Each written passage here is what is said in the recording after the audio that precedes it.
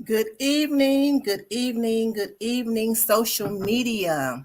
It is again Monday, and let me let you guys know this is going to be a hot topic. I had to get me a bottle of water because I am actually hot and nervous, not about the topic, but just I don't know, flushed it, I guess. I mean, all kind of stuff was going kind of crazy. So I am just excited about today. We are JADASA Live. We are broadcasting, streaming across all social media, Facebook, YouTube, and Blog Talk Elations Radio. I am your host, Cynthia R. Bennett. Here on the JADASA Live podcast, we talk about hot issues. We talk about issues dealing with abuse and neglect in the community with informations and resources to help the community to combat this epidemic in our community. Our platform is used to raise awareness, to provide resources, and offer hope through educating, edifying, and encouraging our viewers. I want to thank you, our viewers and our listeners. And we ask that if this podcast helps you or your family or your friends in any shape, form, or fashion, we are asking that you donate to this much needed cause. That's needed to help survivors and their children, survivors of abuse, survivors of neglect. And if you're not going through that, you might have been in that household, that can be just as damaging and traumatic as if you yourself have been a part or a victim of this. So we are asking you to help JADASA help the community with your donations. You can do this by going to our website at www.jadasa.org and hit the donate button, or you can go to paypal.me and hit /JADASA.org. That's one word. Or you can also go to our Cash App at $JADASA STL. I'm sorry, JADASA STL. You can tell I'm kind of getting nervous because my words is not forming right. But your donations are fully tax deductible. I'm just excited, you guys. It's fully tax deductible. But before we delve into this conversation, this discussion, I want to just kind of share with you some announcements that we have. I always try to keep the community abreast of things, but I just want to share with you. So the first announcement, of course, we have our Sister Sis group. It's every Wednesday, and because of COVID and the pandemic, we are going to be virtual. So we're still going to talk with you. We're going to come together, but it's going to be in virtual and it's going to be via Zoom. Now, if you want to be a part of this Sister Sis group session, or you have some family or friends that you think will benefit from this discussion, please reach out to us. There's the information on the screen, or you can hit me up on posts on Facebook on my post, or you can go to our website. And we will get you the information so that you can come into the Zoom room. What we discuss stays in the Zoom room. It's not going to be just me doing all the talking. It's going to be me talking, me listening, me sharing, because I'm transparent as well. I've been through this as well. And so this is just to help us move forward and help us heal and help us talk things out, because we keep stuff bottled up. We can, you can, as we used to say growing up, fake the funk for so long, but it eventually catches up with us. And then we always kind of lash out when we shouldn't have, and we create more issues. And so we just want to come together and talk and deal with, because we all have the same issues. It just may not be going on at the same time, but we have the same issues, and we just want to share and reach out. So again, if you know anybody, come on to the Sister Sis group circle. This is Zoom. You would give us your information, and we will give you the link to come into the Zoom room. This is to help you. This is to protect you as well as us, so we'll know who is supposed to be in there will be in there. And so we just want to reach out to you. It is this Wednesday from 7 to 8, 1 hour. 1 hour to spend time to share what's on your heart, or to even help somebody with your experience, because whatever you've been through or going through, I guarantee you somebody else is going through it or is going through it, and it can help them. Your experience can help somebody. Don't keep it to yourself, because sometimes what you're going through and what you'll need to talk about, it can unlock a blessing to someone else. In other words, somebody else's blessings is locked up in your mouth. So we're going to ask you to just come out and share today, this Wednesday, Sister Sis group from 7 to 8 o'clock p.m. And it's going to be in the Zoom room. Please go out there and put your information in so we can come on and share and heal together. Heal or start the healing process together. The next slide, I want to inform everybody. I don't know if you guys know, if you have any court proceedings, you have to get any order of protection, or you need to go to court for tickets, or whatever your legal reasons that you have to go to court. I just want to put it out there that the St. Louis County courts are canceling hearings, and they are going virtual. So if you know anybody that has any type of hearing or court proceeding or legal proceeding that is coming up soon, tell them to call the courts to find out if they are going to be virtual or they're going to postpone it or whatever, because we don't want you to go up there, because now with the rise in the numbers, the courts are now going back virtual. So I just wanted to put that out there for the community, so you don't waste your driving, waste your gas going up to Clayton, because parking is already crazy up there. So you don't want to go up there and then you don't have to go. So that's just to help you. Our next our spring developer session registration is now open. This is for girls ages 10 to 19. This is about helping them learn about entrepreneurship, teach them about technology, giving them getting their hands wet, understanding how to create apps.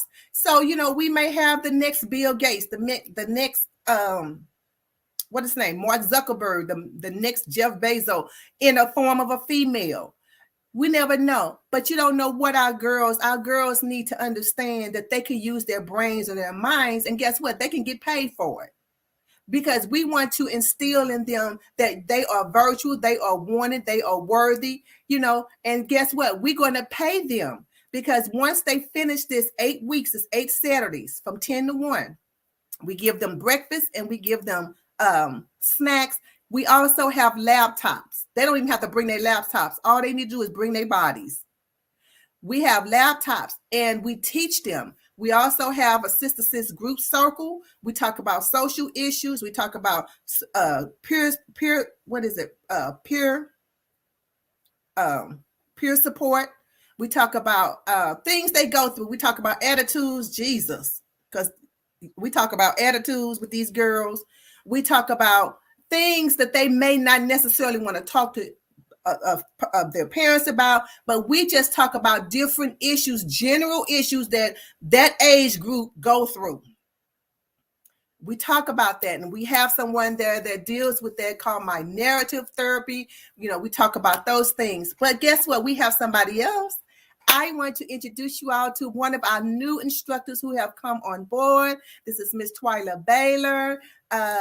She has all the credentials. She is a teacher and an educator. She has her master's in computer science. She's also working on her doctorate. So she is well capable.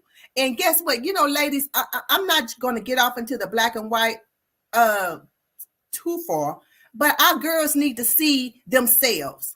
So I am glad that myself, educated, Twyla, and even if you're not just educated, but if you know how to, you have some type of skill, our girls need to see themselves in us. So I am pushing for African American women or women of color to be a part of our programs, so our girls can see, hey, you know what? If they can do it, I can do it. And we're going to share our our, we're going to show our experiences, because, everything wasn't hunky-dory for me. I had messed up. I've been through some stuff, but they need to understand, wow, they went through that, but look where they are. So there's hope for me. We need to get more women of color in our program so these young girls can see themselves.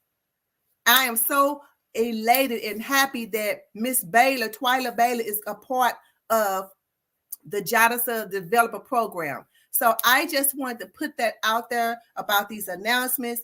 You can also go on our website again, JADASA.org, to register. If you know of a young girl from 10 to 19 who can come out 8 Saturdays, it is social distancing, and our seating is very limited because we're going to stay by the CDC guidelines. We are not going to deter from that. And so if you know anybody from those ages, guess what? After the end of the 8 weeks, parents come out, they show them their apps, they do a presentation, they show the apps that they create on the computer. They get a certificate of completion, and they also get a $50 gift card, because what we want them to know is we value your knowledge. We're going to pay you for what you created. What better way to start now at those ages is to know that, hey, if I create something, if I want to be an entrepreneur, I can utilize my skills for monetary gain. We got to start. Look, if a 2-year-old understand the lyrics to a rap song, we can start our kids early about entrepreneurship. Everybody may not want to go into that field. They may want to go into corporate America or, whatever field they want to, but we still want to get them experience so they can have some kind of hands-on training. You will be doing your daughter, your niece, your sister, your neighbor's daughter, you will be doing them a world of justice to have them be a part of this program. Because one, it's not that many female or African American in technology yet. We're trying to change that. We are going to change that. So have your girls to be a part of the developer program. I promise you, it is going to be something that they will be glad that they're a part of. So I think I have another slide. Oh yeah, this last slide. I've had a lot of women say, well, what about the grown-ups? What about the grown-ups? We heard you. We got something out there. Now, this one is not free. This is a price attached to it, because guess what? It is a 6-7 hour class course for one day on a Saturday. We are going to give you breakfast. We are going to have catered lunch. And plus, you do all your training. So you're pretty much paying for it. And you paying for your lunch and all that. All that's provided for that one fee. You will learn Microsoft Office, Word, Excel, PowerPoint, and you will understand how to create an app yourself. So if you want to go venture off into entrepreneurship, you want to get a taste of the technology side, that is there for you as well. Because guess what? One of the reasons women or most people stay in abusive relationship is for finances. They don't feel like they have the knowledge to get out, or the knowledge to get a job, or they feel like they don't have enough. Well, this financial abuse is abuse. Somebody holding finances over you because you don't have it, or you don't have the skills and knowledge to go out and make it, or you don't feel like you have enough to take care of you and your kids, so you stay. Well, guess what? We are offering this to you as well. We're tying this all in. So I want you to go out there. That flyer is not out there yet. I'm going to put it out there tonight. But I'm also going to put it out on social media, and I'm also going to put it on MailChimp and do a mass email distribution, because too many women have asked about it. This is something that you can make money on the side. The church I come from, our pastor always talk about get you a side hustle. This is something you can do at home and make some money. This is to help you. And so we want you to think about it and be a part of that. So those are just some of our announcements that I wanted to share with you. But for more information, please go out to our website. You also know that I am on Facebook, Cynthia Bennett, and as well as the JADASA Facebook page. If you have any questions about any of the announcements that we have just popped up on the screen, please reach out to us. So let's just get started. Let's get started. So tonight, I want to talk about, you know what, we talk about abuse and neglect and stuff, and we know all the signs and we know some of the main common ones. But I want to talk about a type of verbal abuse that exploits conversational norms. What do I mean by that? When you're having a regular conversation, there is a type or a category or a tactic that a person, mostly they're narcissists, and I'm going to explain what a narcissist is, use in these conversations. And it makes the relationship toxic because it's the attempt to belittle and control your thoughts through regular conversation. It's an attempt to control your thoughts and to belittle you through what should be regular, normal conversations. So before we get into that type, what is a narcissist? A narcissist is a person who is overly self-involved. They think about themselves. They think highly of themselves. They think they're smarter than what they really are. They think they're better than people. They're oh my God, they are some of the most prideful people. They have a persona that they want to project, and they have a way that they want people to see them, and it may not be what they are, but it's just a persona that they have of them. Their image is just way out here, like, you know, really you really want to say really. They're addicted to fantasy. What am I mean when I say they're addicted to fantasy? Most narcissists, when they're in these type of relationships, they have a fantasy like this is how it should be, almost like the Leave It to Beaver, like whatever, June Cleaver and Mr. Cleaver and Wally and Beaver and all that. They have those, or the Happy Days. You know, everybody happy, go lucky. Everybody, you know, just, you know, y'all know Happy Days. Anybody that grew up through Happy Days and Leave It to Beaver, you all know what I'm talking about. Those Pleasantville type families. They have that type of addiction to that type of fantasy, thinking that's the way it should be, even though they're not nowhere near it, but they want you to be like that. And they expect that. And it is so overwhelming that they have this coolness about them where they lack warmth. They're not warm people. They're kind of aloof and standoffish and cold and like, you know, by this definition, I'm pretty sure somebody that you know probably have already popped up in your mind who you think of. So the thing about narcissists, most narcissists are often verbal abusers.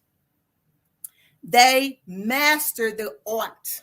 They master the art of exploiting conversations for personal gain and for power.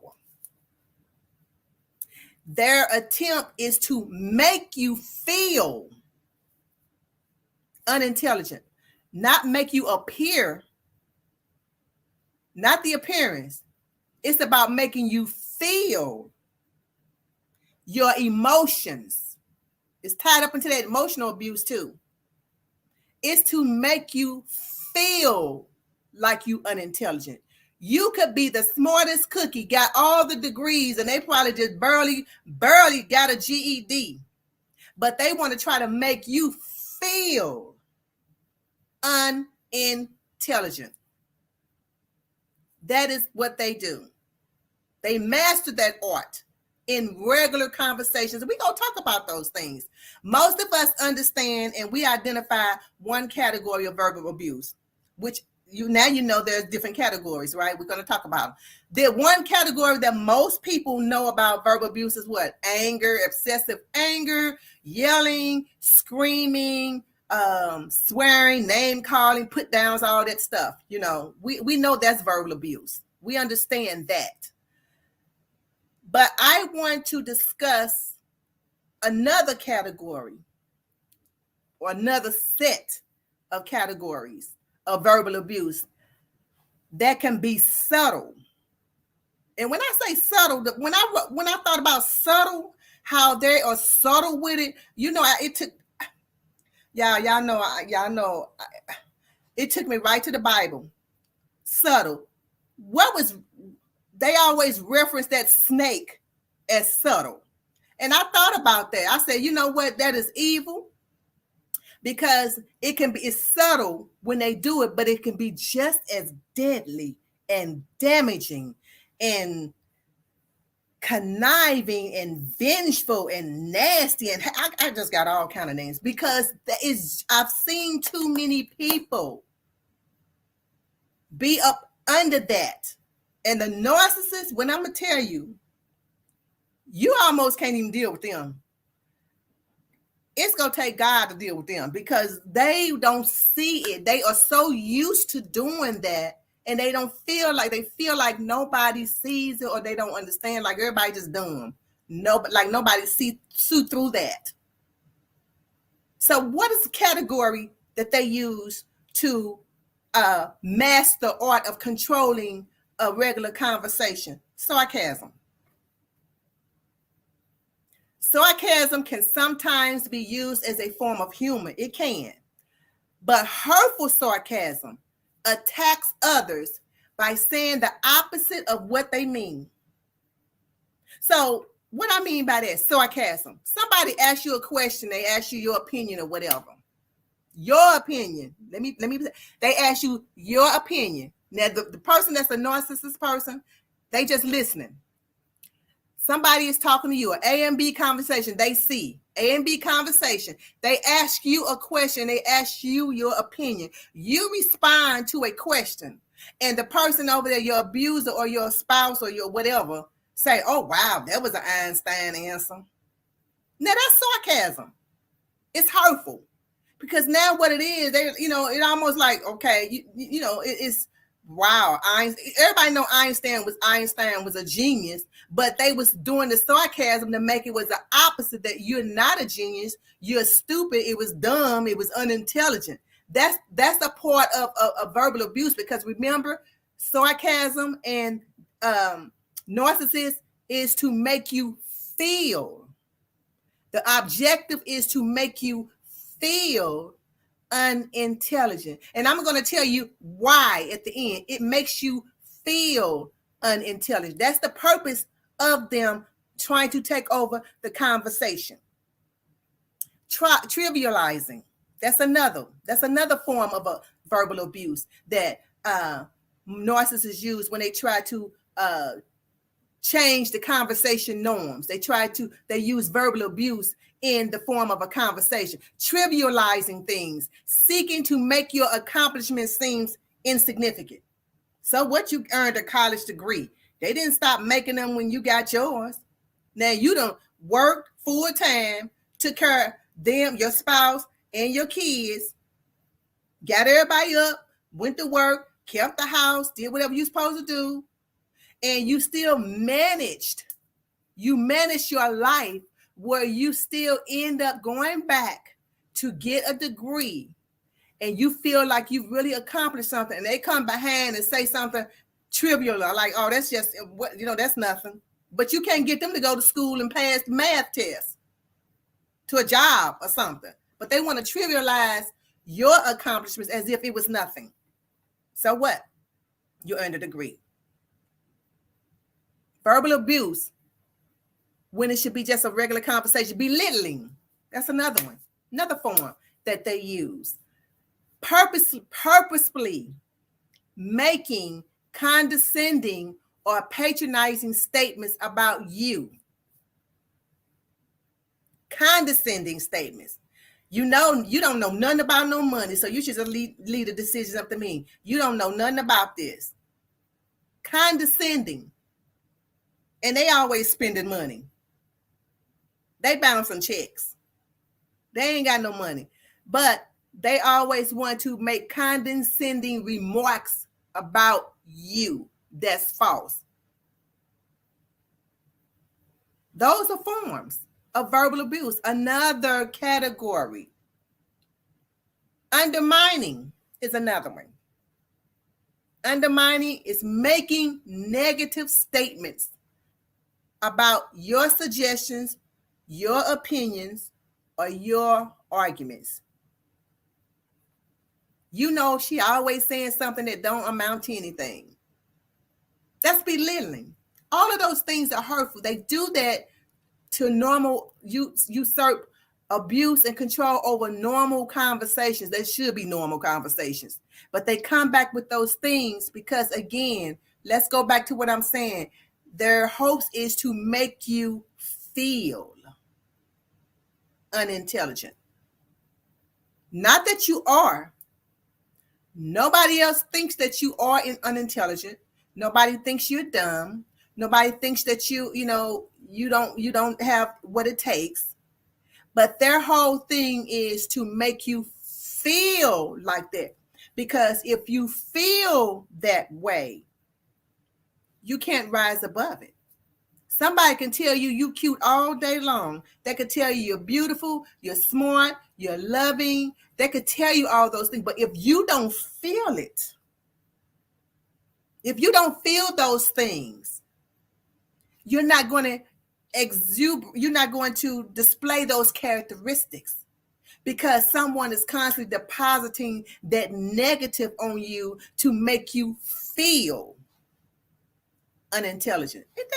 That's subtle. That's subtle. Because if somebody keeps saying you that for a long time, they tell you that enough, you'll start thinking that. Anybody would. And that's just for everybody.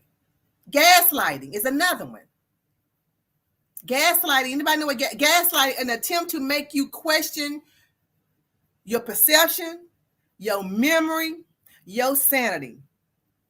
When somebody always saying, you telling something, girl, you crazy. Where you get that from? Where's the check? Where's the bill? I just had the bill. Girl, you crazy. That's gaslighting. And to the point where somebody constantly keep telling you every time you say something, you crazy. Then you started thinking yourself, well, wait a minute, is something wrong with me? Because I keep losing something. I keep doing this. I keep forgetting that. Maybe something is wrong with me. That's gaslighting because they want you to feel like that. One of them is you hurt my feelings, saying you hurt my feelings because when we were talking, you were ignoring me. You saying that, but then the other person's like, no, your feelings are hurt because you're trying to control the situation. See what it is? They trying to make you question your perception. You've already said why you hurt because you've been ignored, but they're telling you, no, you hurt because you're trying to do this or you're trying to control the situation. They're trying to make you question your perception. That's gaslighting. So if you question your perception on this, you go question your perception on that. If you question your memory on every time you look around, you're moving something or you losing something, or maybe you ain't losing it, maybe they moving it and they having you thinking it's you. When you do can't find something, you're gonna say, oh, I'm always losing stuff. Which is a negative picture on yourself. You're attacking your own character because they're constantly want to make you feel less than what you are. That is another one. Withholding purposefully. And I'm not just talking about like withholding money or withholding information.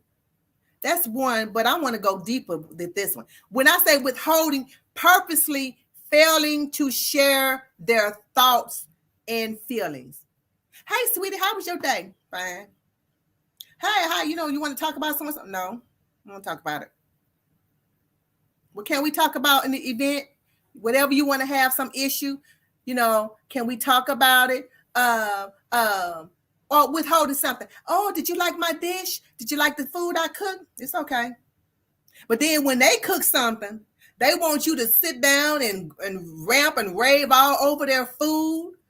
Oh, this is wonderful. I like these ingredients you put in. You put the salt and the pepper and you put the cayenne and paprika. And is that they want you to just gloat and rave over their food and they dish, but then you cook a big meal and they done almost sopped it up with biscuit and everything else to let you know they like it. But when you ask them, do they like all it? Okay. Then you feel like, okay, all this effort I put in, I don't get anything. And then you start feeling down and bad on yourself. That's all a part of the tactic. That's all a part of the tactic. Blocking and diverting. This is the last one I'm going to talk about. Blocking and diverting. This is when they assume they have the right to decide the conversational topic.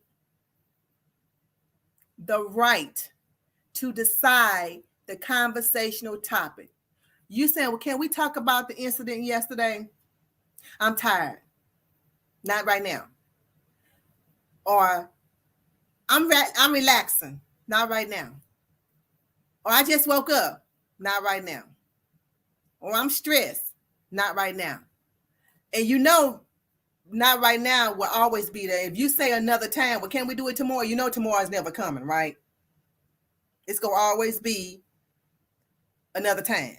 Because they want to control and they want to have the right to decide when they want to have this conversation. They want to control it. So now we know that abuse, namely verbal abuse, has categories. They have categories. But the end game is still about usurping power and control over another person.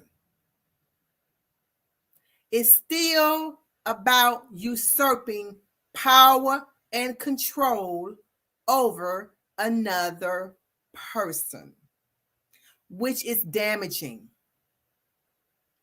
So I wanted to share about this topic, about how these conversational norms, how verbal abuse, people that deal with verbal abuse, how it can exploit conversational norms, things that should be just a normal conversation. It just always got to be something. Always got to be something. And so if you know of anyone who need assistance or you want to have more information to help others in your circle, well, that's fine. You can call the National Domestic Violence Hotline number at 1-800-799-7233, or you can go to the hotline.org website. If you want to be local, you can go 1-800-292-2145, which is JADASA's 1-800 number, or you can go to JADASA.org website, and we will, walk you through it. But I want to leave you with this. Jeremiah 29:11. I love this scripture, and I do it almost every week. It says, "For I know the thoughts that I think towards you, said the Lord." He was talking to Jeremiah, the prophet. He said, "The thoughts I think towards you are thoughts of peace and not of evil." He wants you to have peaceful thoughts. He wants you to have loving thoughts. He wants you to have prosperous thoughts. He wants you to have thoughts of joy and not of evil. He wants you to have good thoughts, memories, good thoughts, to give you an expected end. What is that? He wants to give you the end that you expect. You want love, you want peace, you want joy, you want prosperity, you want conversation. If those are things you want, and that's the end that you want, that's what he wants to give you, your expected end. Remember, JADASA is a community organization, community-based organization, and you are the community. Therefore, you're JADASA. It's JADASA 24/7, 365 days. All day, every day. With that being said, I want you to be safe. I want you to be well. And I want you to be whole. Good night.